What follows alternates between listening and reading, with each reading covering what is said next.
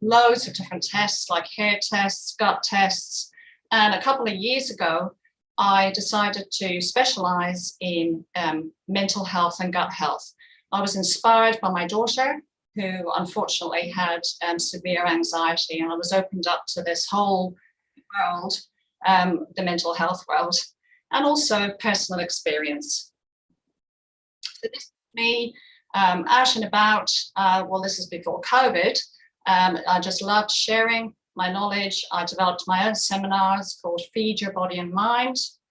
And this is me talking at a school, at a gym, and a local council here in Melbourne asked me to speak at one of their workshops. So why do we need minerals and nutrients? We need them for well-being, for vitality. We also need them for our metabolic processes in our body. We can't do without them. They're like the spark plugs. And we also need them for our neurotransmitters, our brain chemicals. And I first saw this chart years ago, and I had it up on my wall when I was discovering food as medicine. And I just loved it because it's colorful.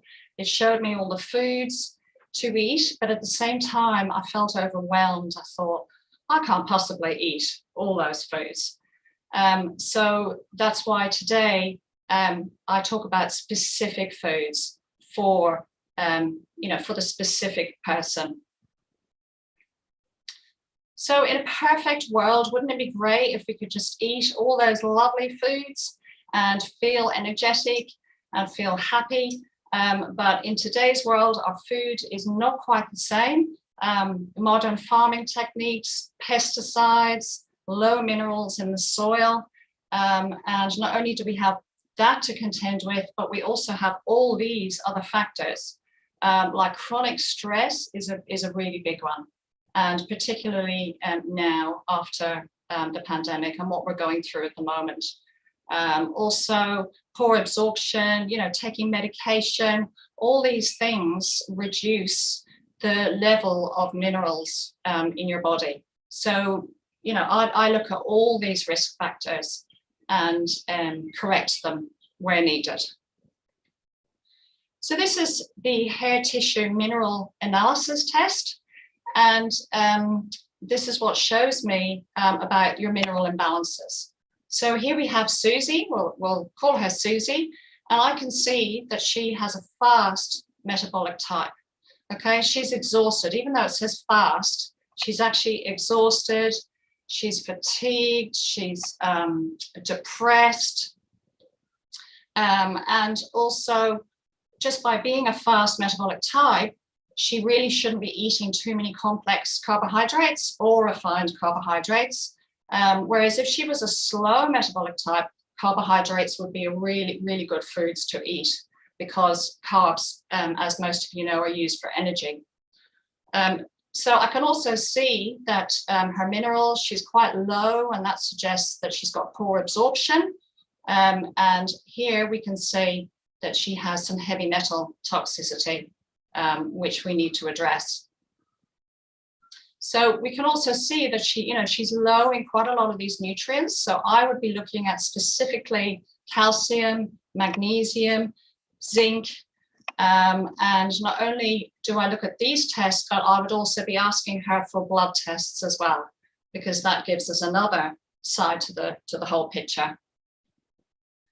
So this is what our neurotransmitters look like. This is the serotonin pathway, which most of you have probably heard of. This is our happy hormone, and we need good levels of serotonin to produce melatonin, which of course you've all heard of.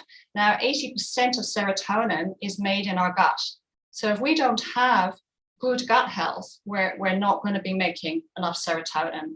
And not only that, but we need all these nutrients, all these minerals in order to make serotonin. So if you remember, Susie was low in zinc, magnesium, and also vitamin C is a vitamin that, if you're chronically stressed, you can just lose a lot of vitamin C out of your body. This pathway starts with tryptophan protein. Protein is one of the most important macronutrients that you need. If you're not eating enough protein, then you're not going to be making your happy hormone. And, you know, a lot of people now are kind of reducing their level of, you know, eating meat, which is fine, or becoming vegan or vegetarian, but you've got to make a bigger effort then to get enough protein in your diet. And this is just another example of a neurotransmitter pathway. Again, it starts with protein. So you need enough protein in order to convert to dopamine and adrenaline. And this pathway also needs these nutrients to, you know, these are involved in mood, fatigue, depression, and short attention span, which is becoming quite prevalent now. And, you know, especially with ADHD type people. So these are just, these are the most common nutrients needed for mood and energy. And I'm going to share with you just a couple of foods that you can eat. So fats is, as well as protein, fats is a really important macronutrient that you need for brain health. And many people that I see are really low in fat because they just don't eat enough of these foods, or they could be vegan. So if you're not getting enough of these foods, then supplementation is suggested.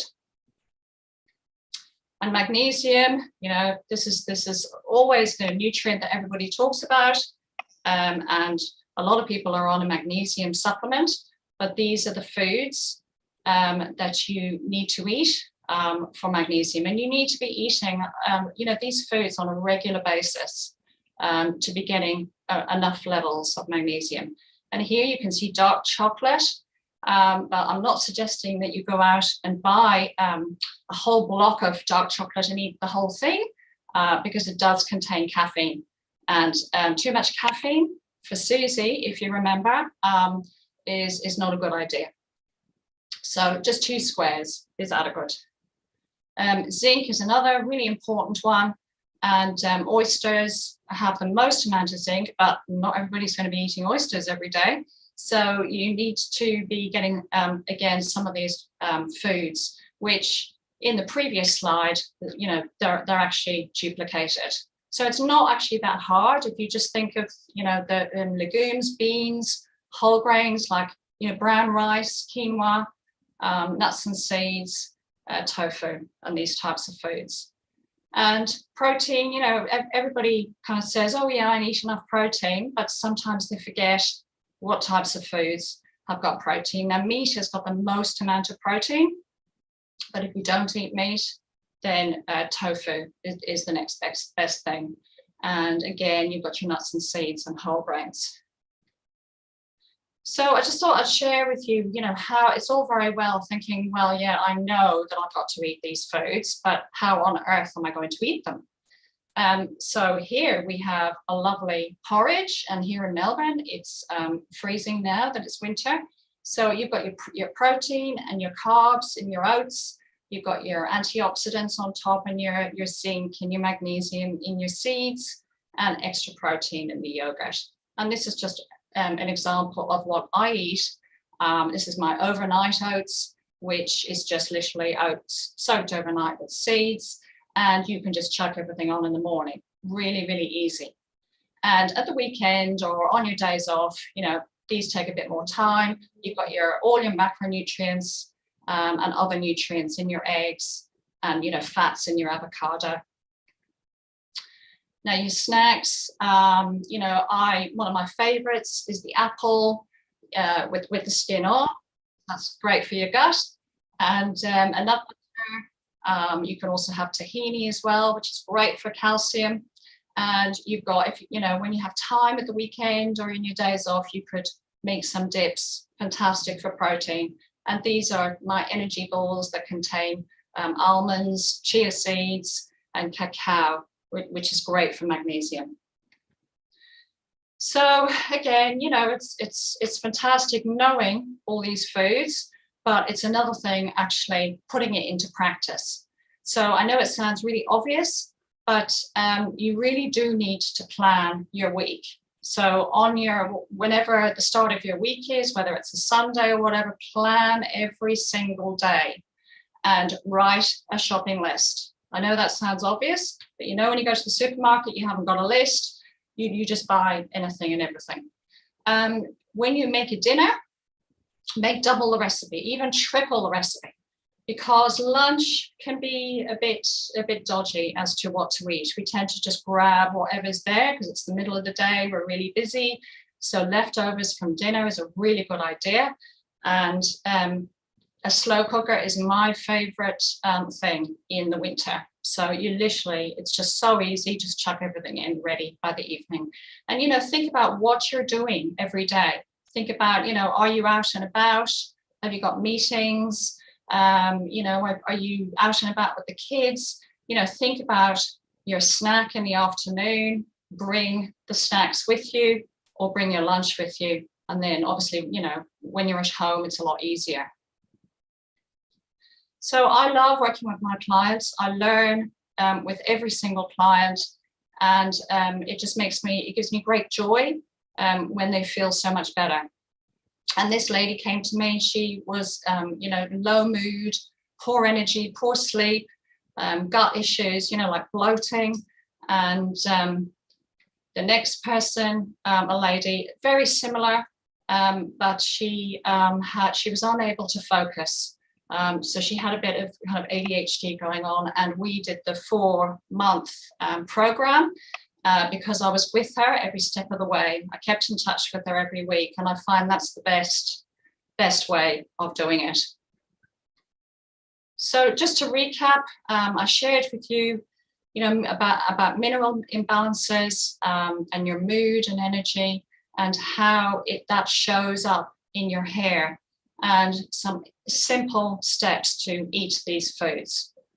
So if you follow this and correct your mineral imbalances, you're going to be much happier, you're going to be motivated, you're going to have much better relationships with everyone, and you're going to be able to make some goals in life, do things that you have wanted to do for so long. So if you'd like to have a chat with me, I'm offering a free 20-minute call. We can have a chat about what's going on for you at the moment, what you'd like help with, and I can give you some tips, practical tips as to what to do now. And we can talk about, if I can help you in the future. And that is the link to book. And there's also a link in the chat. Okay, thanks very much for listening, everybody. Bye.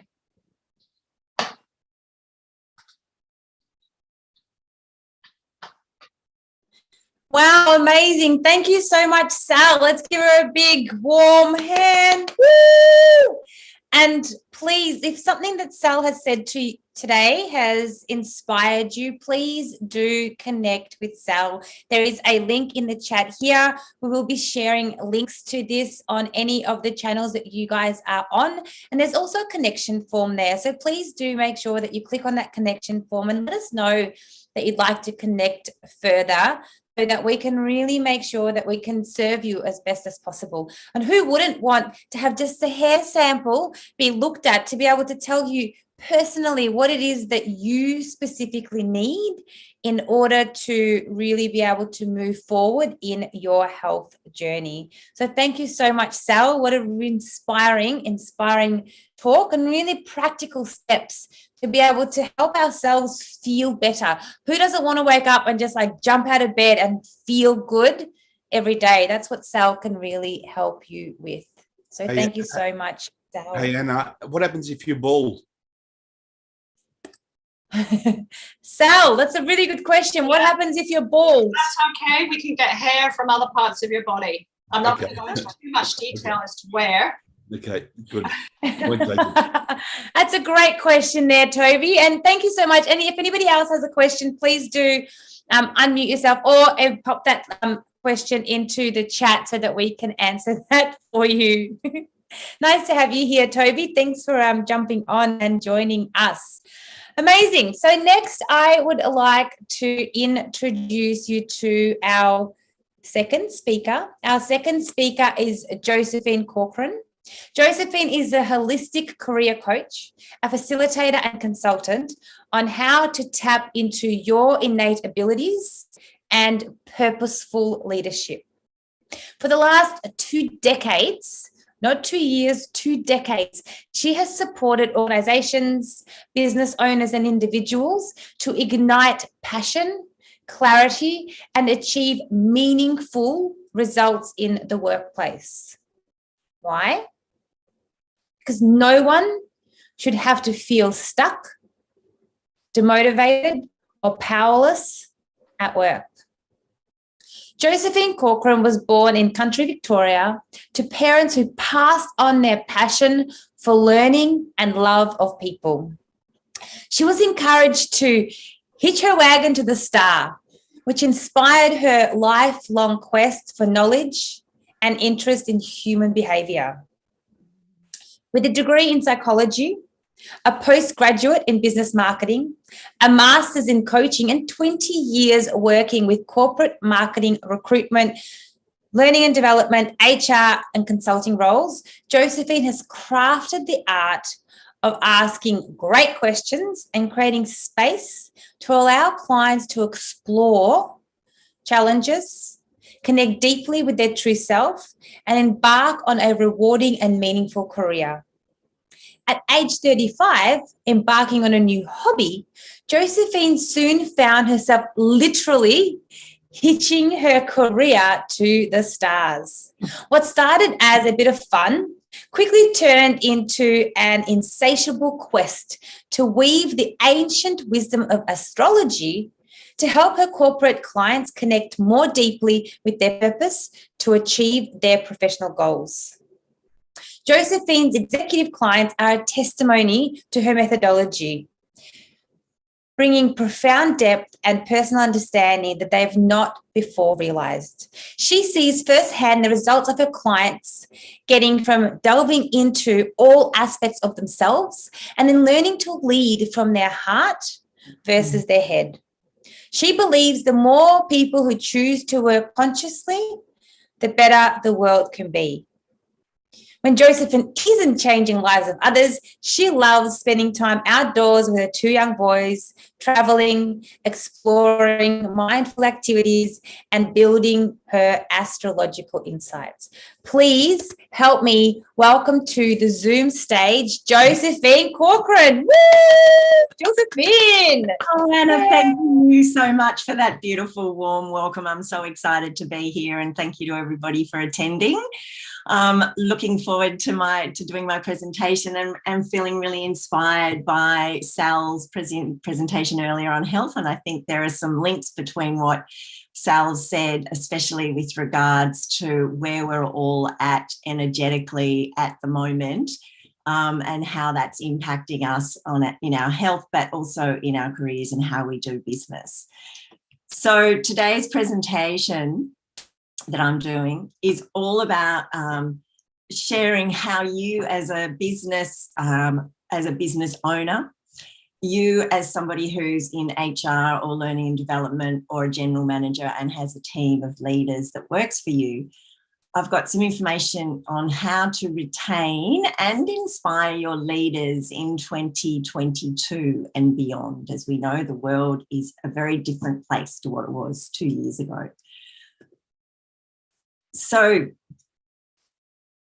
there's been a huge amount of media attention around this concept of the Great Resignation, especially in 2022. So did you know that did you know these statistics, that actually 38% of workers, according to a PwC research report earlier in 2022, were considering leaving their role? According to another research report by the Melbourne Institute of Applied Economics, 40% of workers want to work more from home than their employer permits. And according to another research survey that was printed in the Financial Review recently, 4 in 5 leaders are at risk of burnout. These are really significant statistics. And so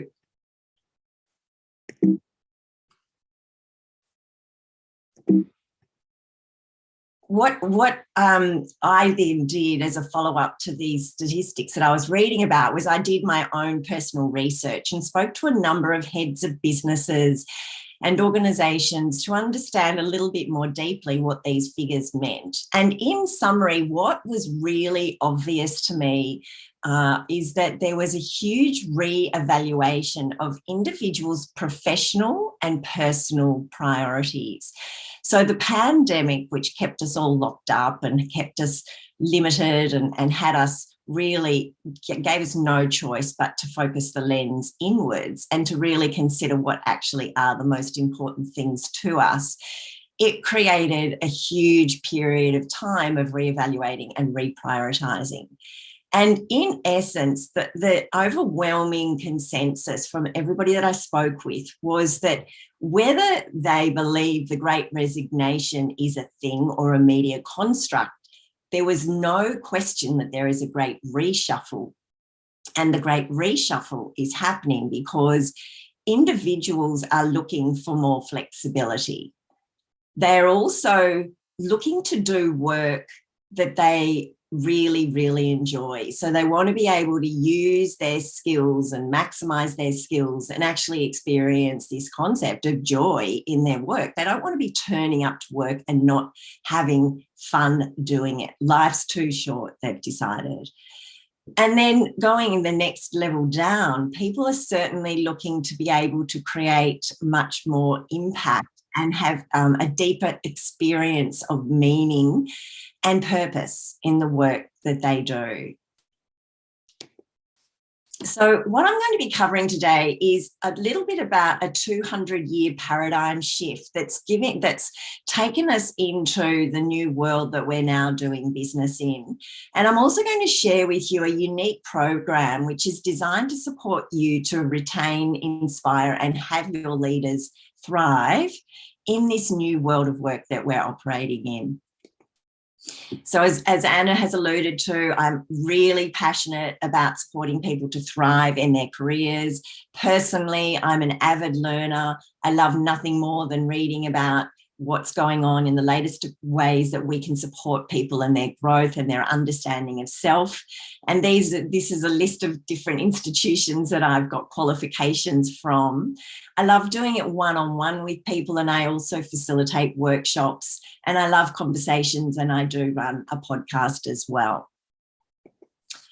So a little bit about my background in terms of the methodology that I use, which Anna alluded to, that I actually decided to hitch my career to the stars after deciding to embark on astrology as a hobby. And I found that at the time when I started studying astrology, it was merely something to do because I had some more time on my hands. I'd completed my master's in business, my master's in psychology, coaching. And I thought, I'm going to go and see if there's anything to this whole astrology thing. I'd been following astrology in the newspapers every weekend avidly. It was always the first thing that I read about, just to understand what was happening for the Leo sun sign, which is what I am. But at the time that I started studying astrology, I was working within an organisation that was a consulting organisation dealing with lots of senior executives, CEOs and leadership team who had been made redundant, or their role had been made redundant, and also working with executives that were looking for that next step in their career within their existing organisation. And what was really interesting to me at the time is that whenever I was working with individuals and asking them to identify what their purpose was, most people struggled to be able to tell me what was purposeful and meaningful for them, which I found quite fascinating. And then, interestingly enough, when I started studying astrology and I started looking at this map, this symbolic map, and I started to see that you could get a deeper understanding of self through the symbolism in astrology, and that this map offered information about an individual's purpose and the reason that they were here, I thought I have got to start to find a way to blend the two, to bring this in to the executive corporate world that I'm working in. And that's exactly what I did. So So I then started to use a blend of psychometric profiling tools and astrology, because we're talking about 12 years ago now that I really started to blend the two.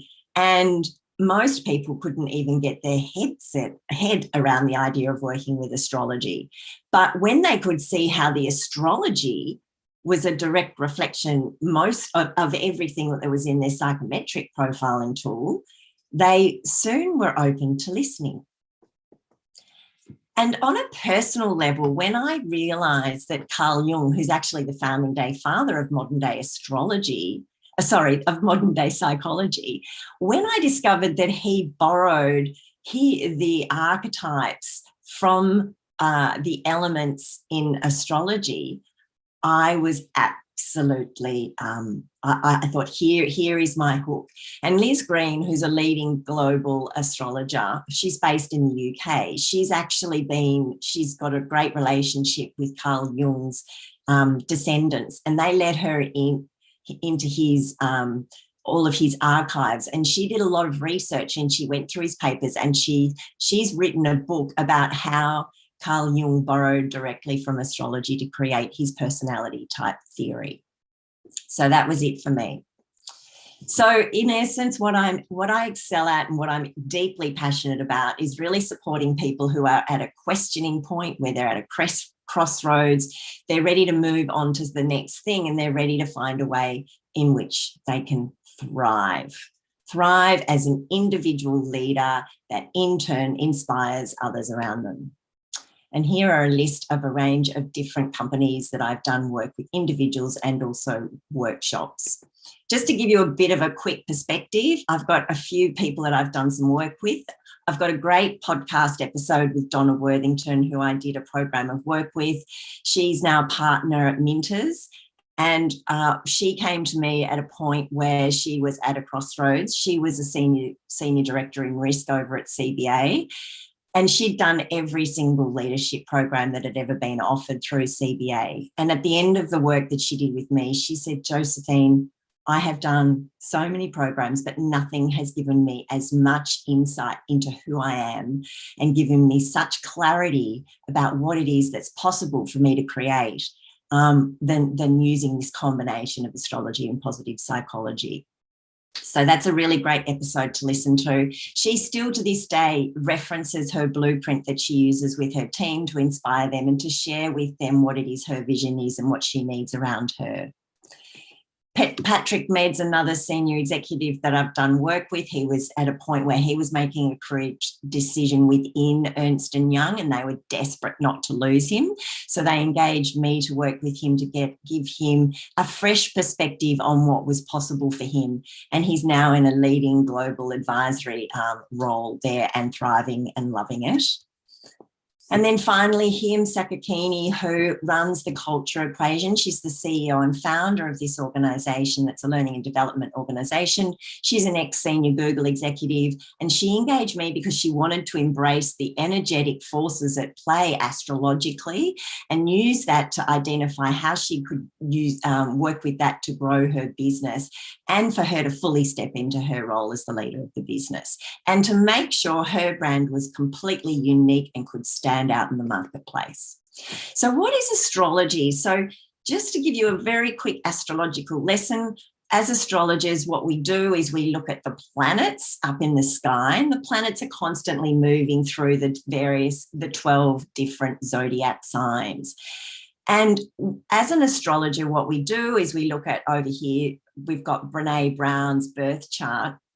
And from that, as an astrologer, I can map out her professional blueprint, and I can look at all of her different leadership archetypes based on where the planets are, what zodiac sign they are located in, and what part of the chart they are in. Now, astrology is a science, and I call it a science because it goes back as far as Babylonian times, and it's been used by civilizations since then, and it comes up in different ways and forms from the Egyptians to the Incas, the Chinese, the Greeks and the Romans. And if we think about a really great way of thinking about astrology is that the planets are almost like a role in a movie. So sorry, the planets we can think of as an actor. They have a constant kind of set of character traits. And then depending on whereabouts that planet is in the sky, if we think about the zodiac sign that they're in, then that's a little bit like the character the actor is playing. So Johnny Depp, for example, he's got his own unique personality, but he's then played various different roles and takes on a different persona depending on the character that he's playing. So whether he's playing a pirate or whether he's playing Edward Scissorhands, he's slightly different in the way that he behaves. Now, for you as an individual, what I can help you understand is your ability to be able to lead. So I do that by exploring in your birth chart and whereabouts the sun is and how it relates to other parts. So I can give you a really good understanding of your inner sovereign and how to make the most of that. I can also give you a good understanding of your ability as a nurturer and as a leader in an organisation, how you take care of others by looking at the moon. By looking at where Mercury is in your chart, I can give you an understanding of how you tell stories best. What's your unique storytelling style? How can you fully engage others to the best of your ability? By looking at where Venus is in your chart, I can understand and help you deeply connect with the way in which you relate to others and how others experience the way that you relate to them. By exploring where Mars is in your chart, I can help you understand where you're willing to stand up and fight for something and really initiate and go for something. By understanding where Saturn is in your birth chart, I can help you understand where you're a strategy, where you're committed to things, where you're responsible. Where Jupiter is in your chart, I can help you understand your ability to be expansive and adventurous and to see beyond the here and the now. Whereabouts Uranus is in your chart, I can help you understand and help you access your ability to innovate and to be a revolutionary. Where Neptune is in your chart, I can help you understand your ability to dream, to imagine, and to be really creative. And then finally, by looking at where the planet Pluto is in your birth chart, I can help you understand what your capability is as somebody who's a powerful transformer. So each of the planets in your birth chart gives me an understanding of what your unique set of archetypal patterns are that you can use as a leader and to help you understand how to differentiate yourself in the marketplace. Now, something that I wanted to talk about to give you a bit of an understanding as to what's been happening energetically is I wanted to talk about these planets, Saturn and Jupiter, just for a moment. So this is not focusing on you as an individual, but this is looking at the big picture and what's been happening in the world. So just as a reminder, Saturn's got the archetypal pattern of it's a cold and dry planet, and Saturn is a planet that represents structure and mastery and tradition and discipline, and it's also about wisdom and self-reliance, as well as hierarchy and top-down discipline and control. Very much it's the strategist and it's the risk mitigator. Now, Saturn's known as a social planet because when the Greeks were looking at the sky without any telescopes, Saturn was the furthest planet out in the solar system. And Saturn, as well as Jupiter, were both considered social planets because they noticed that where these two planets were placed in the sky, that when they connected in particular ways, it impacted societal values and norms. So before I jump any further, just to help you, just to clarify, Jupiter is the biggest planet in the solar system. It represents growth and abundance and good fortune and confidence.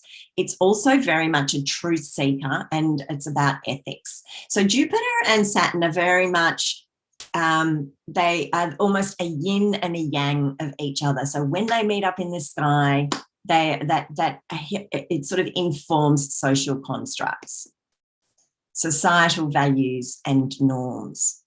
Now, just very quickly, in astrology, there are 4 elements, and the elements of fire are represented by the zodiac signs of Aries and Leo and Sagittarius.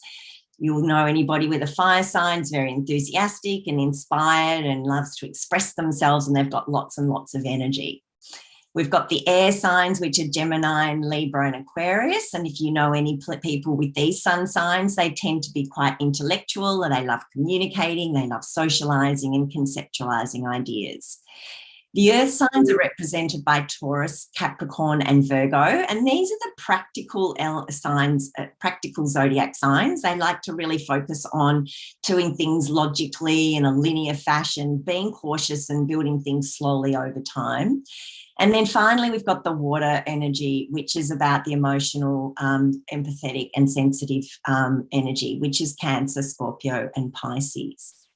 Now, in terms of both Saturn and Jupiter, these two planets have a cycle of meeting up every single 20 years. They'll meet up.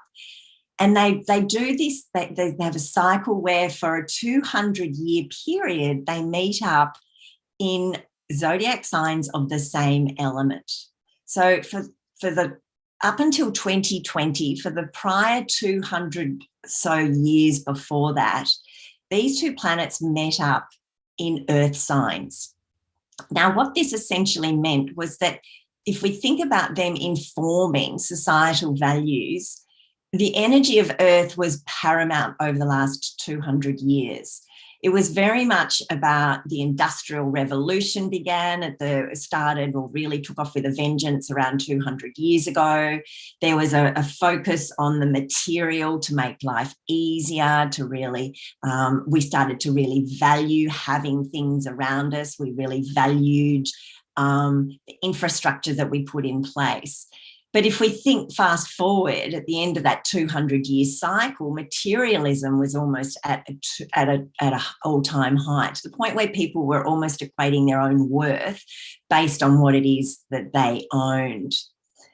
And so the Earth era was also very much about evidence-based, top-down control, slow and steady wins the race. But then enter a new paradigm. So in 2020, Jupiter and Saturn met up for the first time in an air sign, which begins a new 200-year era. And the energy of air is very different to the energy of earth. Air is changeable. It's fast moving. It represents the mind and the intellect. It represents technology. It represents communication that we use to talk to one another. And so we are now living in a period where things are not happening slowly anymore. They are happening at the speed of light. And the foundations that we are living, the life that we're living is no longer as predictable as what it was, because Earth's about predictability and stability. Air is much more changeable, about ideas, innovation, and collaboration. And so energy is huge. This is also really connecting into the rise of consciousness. Now, 2021 was really the tipping point. It was the rolling into this new 200-year cycle that we're operating in, and that's when the pandemic really fully hit. That's when we all found ourselves at home using technology to communicate with one another, and it caused a huge energetic reset. And so that reset is something we are now still all adapting to. The world of work has changed forever. People now more than ever need to be really clear on what it is they want to create, because energy is all about where you put your mind's attention. What you put your mind's attention to is what ends up manifesting for you, especially now. People are looking for that essence of freedom. They don't want to be hemmed in anymore, and they want to be able to be authentically themselves, and being able to be authentically themselves and to collaborate with others of like mind that have got a similar belief and a similar purpose. So in terms of what this means for our future leaders and us as leaders of our own businesses, we really require an intimate connection within ourselves and knowing what's unique.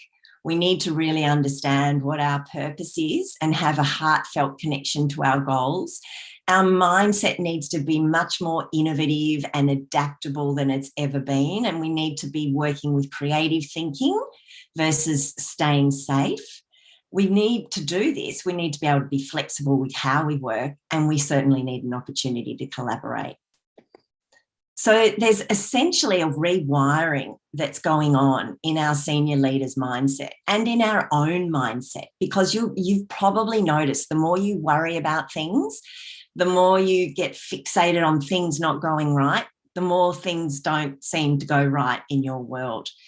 But when we stay present, which is the right-hand side of the brain, is all about the present moment, the here and the now, really engaging with all 5 of your senses and just experiencing the emotions connected with that. When you stay present, you stay connected to that essence of joy, of love, of peace. That's when things really start to move forward in a very, very powerful way. So more than ever, it's important you know what's unique about you. You're clear on who you are.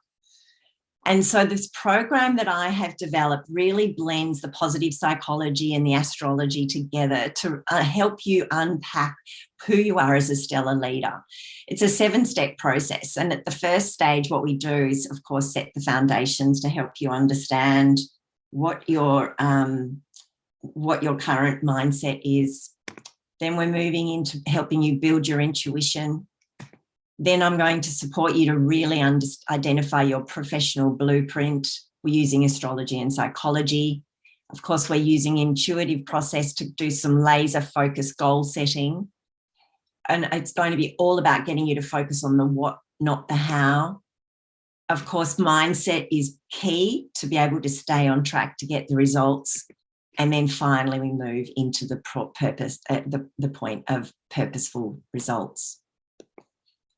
So to thrive in 2022 and beyond, it requires to retain and to inspire and to achieve results in your organisation, really requires a good understanding of self and what's unique about you, and being able to be creative to bring the results in. The meaning of life is to find your gift. The purpose of life is to give it away.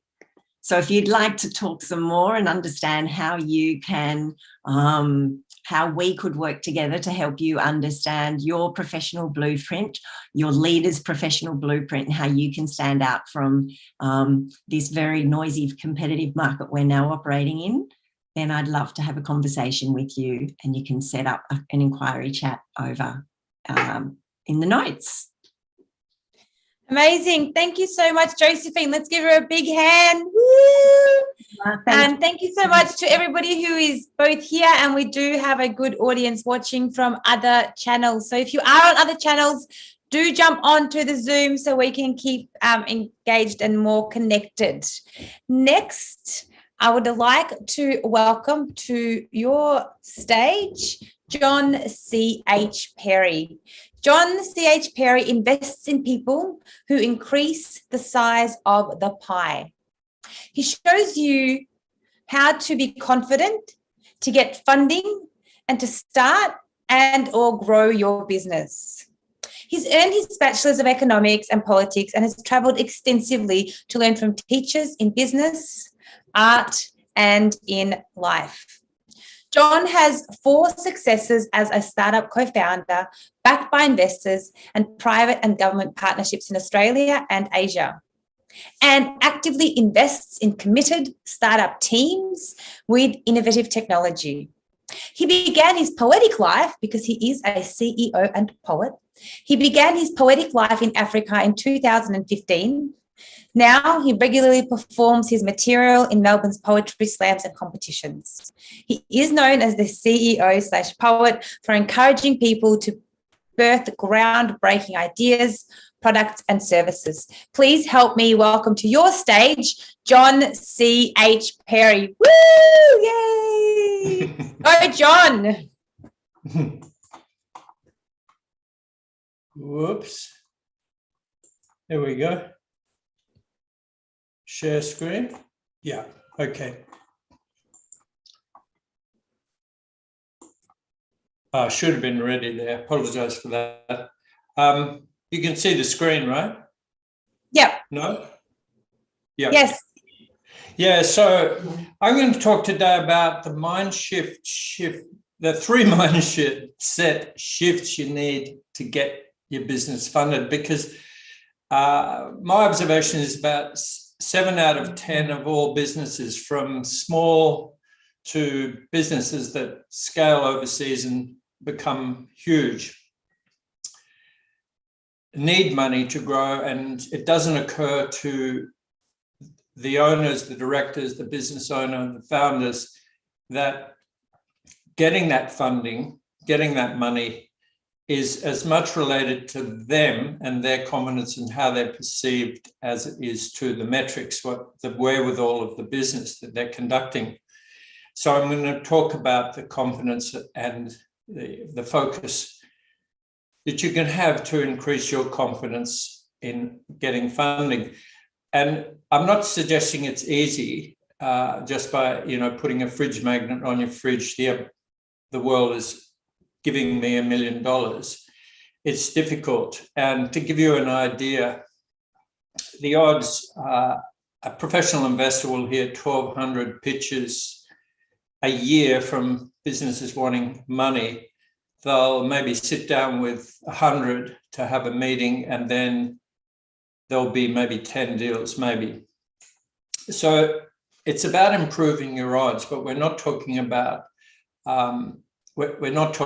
improving what you do, which is industrial age thinking. We're talking about improving your odds by you becoming confident, which is essentially confidence in conveying your idea powerfully. So I'm going to demonstrate in the next few minutes how, at a high level anyway, how I can help you build your confidence to get funding. And at the end, there'll be a free offer that can get you started if you're interested in that. So reason how come I'm talking like this is because I've had experience myself at raising capital on 4 occasions. I've been a co-founder and the CEO, and I've gone out and got the money. That means finding the investors, getting them on board. And then I've been part or really involved in driving the sales, and also particularly export. We exported to Asia, USA, UK, and the various businesses. And then at a point where I've created a lot of value in the business, then I've sold my share of the business, sold my shares in the business to other shareholders or to incoming investors. And nowadays I'm actively involved in 5 high growth businesses. And I do that through guiding the CEO and the core team to lift the value of their business. And I also share my experience. Here's an example at Victorian Government Initiative, Business Initiative, at Swinburne University's Masters of Entrepreneurship students. And this is to a breakfast to a group of investors. And I also share with community groups who need to raise money pretty well all the time. And I do workshops. So here's an experience which was a turning point of sorts, which is directly related to what we're talking about right now, which is that I was having a coffee with Peter Brock. He's a race car driver who is now dead, but he unfortunately drove into a tree. But he was on our board of advisors for our automotive technology business, where we were exporting through to Thailand. And he pointed out one thing to me after we'd been at an investor meeting, and we're having coffee at the top of Collins Street, and he just leaned over and he wrote this on a table napkin for me: "Live your dreams." And he pointed out, look, you've had success through your skill and passion, but your value is yet to be unlocked, and it's born of your dream. Your value is born of your dream, born of your vision. And I translated that over time to people invest in people, because I could see that once that was unlocked in me, that type of thinking, that I could see, yeah, people do invest in people. And the other way of looking at it is people won't invest in you unless you invest in yourself. But probably most powerfully, the way to look at it is people will invest in you to the degree that you invest in yourself. And so we're going to talk about 3 ways to invest in yourself: your vision, your outcome, and living and breathing your business. So the first one is, of course, it's all about building your confidence to get funding, right? So your vision. You could look at the vision as the why behind your why. It's unique to you. If you have an ultimate goal, that's what it would be. So, for example, in the marine biotechnology businesses, my vision was that business and the environment movement could work together. And your vision is born of imagination. And I'll give you an understanding, I'll give you an idea of, for me, how I know I'm onto my vision, and it's born of imagination, not really of logical or industrial age thinking, as I call it, and the dysfunctions of education that we currently, and social mores that we currently live under, is when I say, oh, I'd love to see that happen, let's do it. And so in the case of the marine biotechnology businesses, I had no idea about marine biotechnology, no idea about the markets, no idea about that business at all, but I could see that it would help me deliver my vision of business and the environment working together. And look, for me, if I can't say I'd love to see that happen, the whole thing becomes a grind and it becomes uninspiring. And so I just pass that on to you, that you pay attention to your imagination. It's where your power and your greatest value exists. And the first shift to invest in yourself is to shift from skills and knowledge to imagining your vision. It doesn't mean leaving skills and knowledge behind.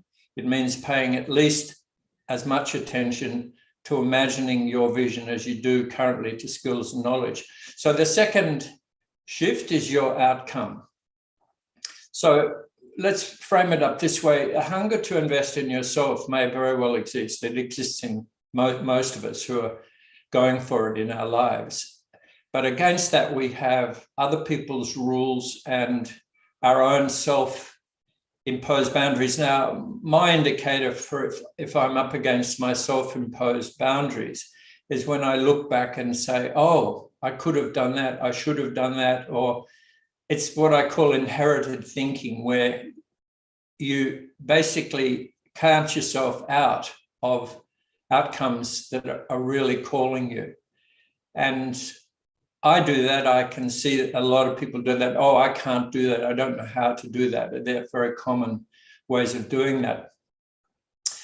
So looked at it in the positive, you could say, if you invest in yourself, you're up in the top right-hand corner, you with a focus on your outcome. Now, to give you an example, I said that my vision included business and the environment working together to better the future of the planet. And my outcome then became a business that created jobs and exports doing just that. And my why emerged from that, which was saving fish species from overfishing and producing protein at less cost to the environment than other forms of protein. And remember, the how, what, why there and the other quartiles are task-orientated.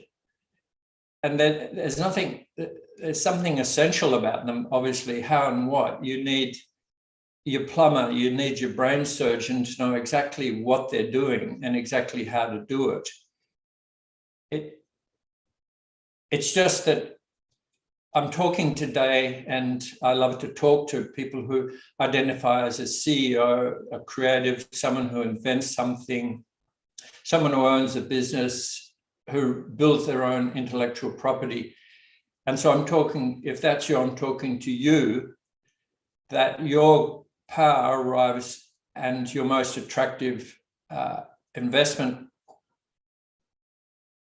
proposition really arrives from you focusing on your outcome, because your performance and your vision are the highest there. And so you can understand, if I put it to you that way, why people don't invest in your how, why, what they invest in the outcome of your vision. So the second shift basically is not so much getting better at the task, although we always continue to do that, but to add to it a clear outcome based on your vision, because it's a dysfunction born of industrial age thinking that our education basically instills in us, that our highest value comes from how and what we do, getting better at a task. Whereas my observation is your highest value comes from the outcome of your thinking, the outcome of your vision. So living and breathing your business, what's that all about? So we're talking today about you being confident to get funds into your business, whatever size it is. And also, like, I'd include here that if you're talking about bringing on a partner, if you're talking about a joint venture, if you're talking about getting a bank loan, if you're talking about a co-founder or a collaborator, they're investing in you, and you're looking to see initially is, are they buying into what you're living? And when I say living it, to give you an example, in my world, the startup world, the tech world, Blackbird Venture Capital and Rampersand VC openly say we're looking for founders living from their wild heart. We're looking for big vision, big ambition, big belief. They're looking for the founder first, and then of course tribe.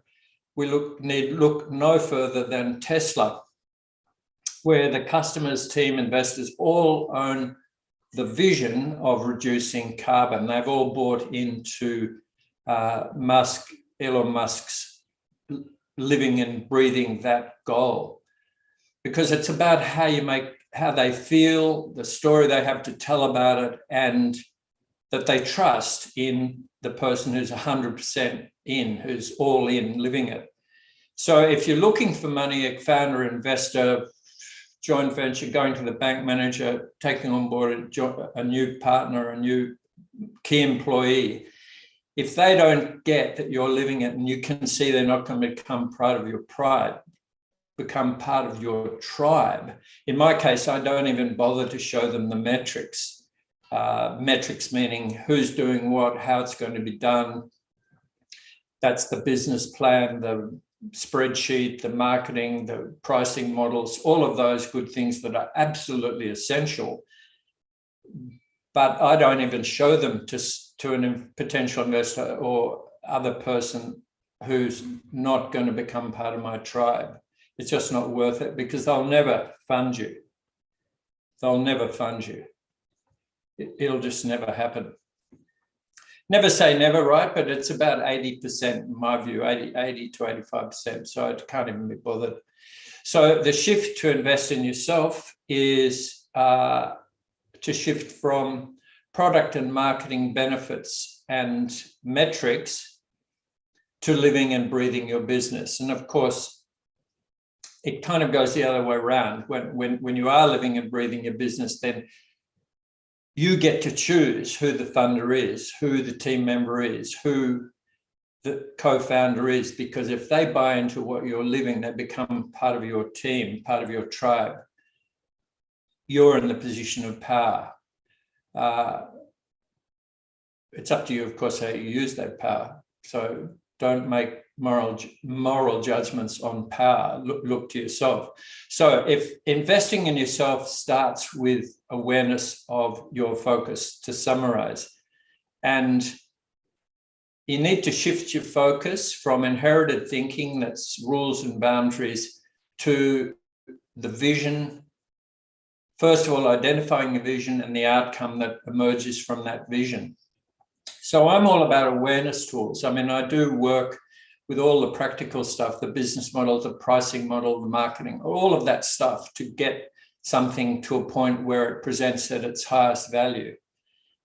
But I know that working with people is the key to unlocking the power, because I would estimate the value, I should say, I would estimate that 80% of your success or the value of your business springs from awareness of your focus, like what you're focusing on. Are you focusing on your inherited thinking, or you're staying focused on your vision and your outcome? Because they build your confidence. And if you want to get funding, they do build your confidence to get funding. So the awareness tool that I'm offering today for free is based on the 12 perspectives that influence your focus and your decisions. So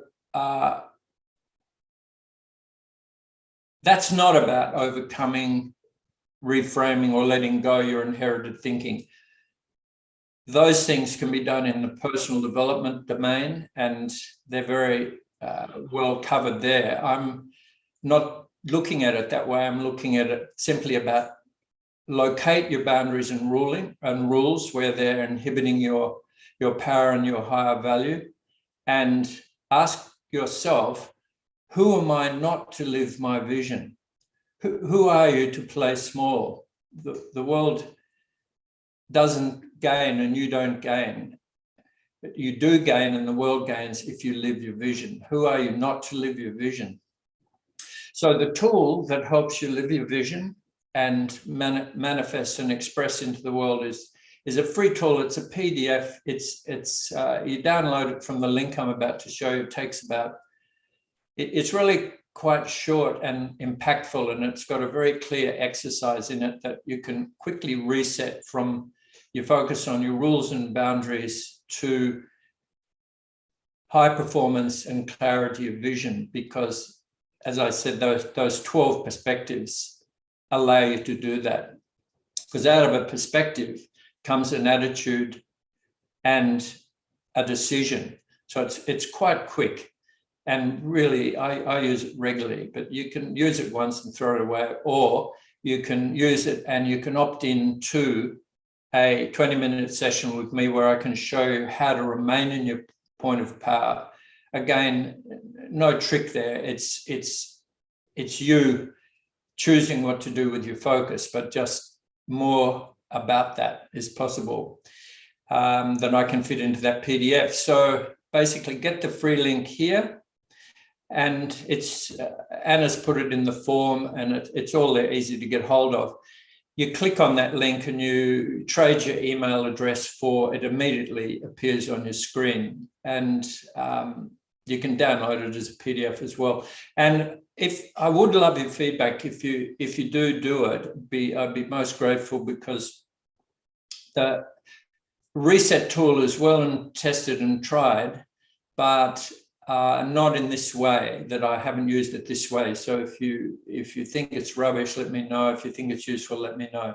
So thanks very much indeed for your time and attention. I appreciate it. Woo! Thank you so much, John. That was amazing. And yes, guys, please do click on that link. John's tools are really, really impactful, and they are very quick and easy to be able to help yourself build and grow.